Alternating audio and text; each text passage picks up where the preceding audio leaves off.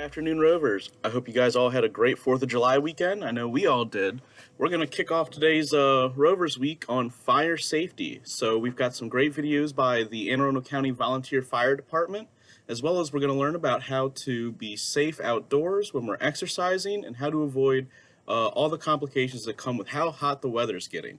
So I hope you guys enjoy learning as much as we love hearing from you, and thanks for tuning in again. Bye.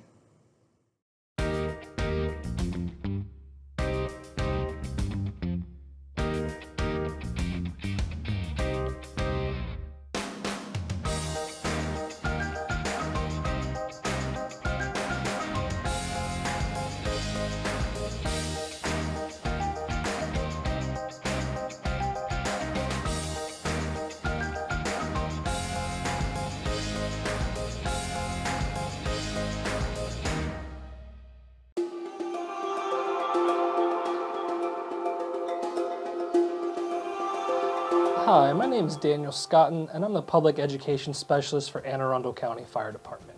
You can just call me Dan the Pub Ed Man. But what I'm here to talk to you about today is some ways to make your home and your family safer in regards to fire.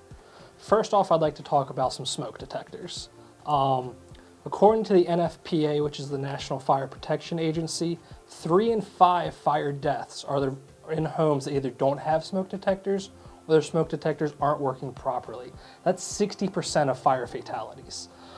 Just installing and making sure your smoke alarms and smoke detectors are working can really mitigate your risk of fire fatalities. We recommend that you put them inside every bedroom as well as outside every sleeping area, that they all be interconnected so when one goes off, they all go off, and everywhere in the house you're aware that there's a fire going on. If you want to put one close to your kitchen, we recommend that it be at least 10 feet away so that while you're cooking, any kind of stray fumes or smoke does not set it off in a false alarm. We also have programs that can provide smoke detectors for those who cannot afford them on their own. If you look up our fire department website or email me at fdpubed@annearundelcounty.org, we can get a station to come in and install some smoke detectors for you for no cost if you cannot afford them.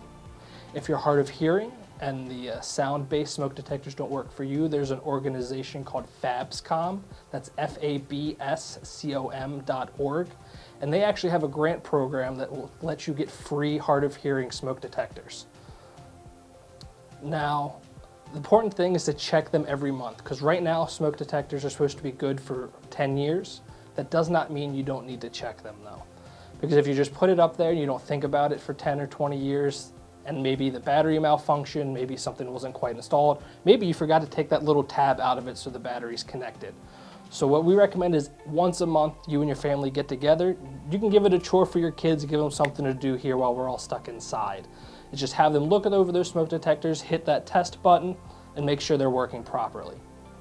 Now, along with working smoke detectors and smoke alarms, one thing we'd like you to do is I want to introduce you to a friend of mine called EDITH. Now, EDITH is an acronym that stands for Exit Drills in the Home. Not only do we want you once a month to make sure that your smoke alarms are working, we want you to make a plan for if a fire happens in your home. We want you to sit down with your kids, with your family, make your kids come up with it and help practice it. Make sure you know 2 ways out of every room in your home in the event of emergency. It can be a window, it can be a door. Make sure they know the quickest and safest ways out. Now, just getting out of the house is only part of the problem. Once you're out, you need to have a meeting point.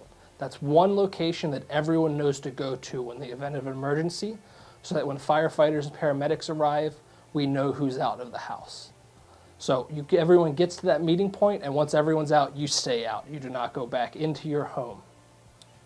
Now, part of that would be practicing this exit plan. Not only do you need to check your smoke alarms, you need to practice this exit plan so you actually know what to do in the event of an emergency.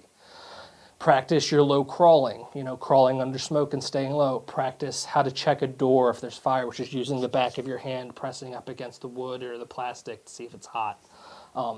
Just these precautions that really shouldn't take more than a few moments every month can really, really improve the safety of your home and your family.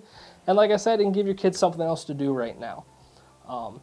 That's all I have for you today, Anne Arundel County. I hope you're doing well and you're staying safe, and I hope your homes are better prepared now than they were before.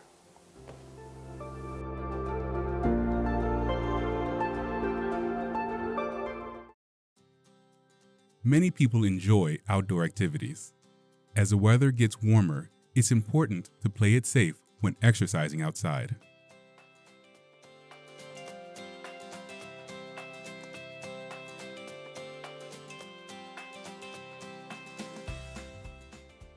Check the weather forecast. If it's very hot or humid, exercise inside with Go for Life videos. Walk in place in an air-conditioned building or try other indoor activities. Drink plenty of fluids. Water and fruit juices are great options.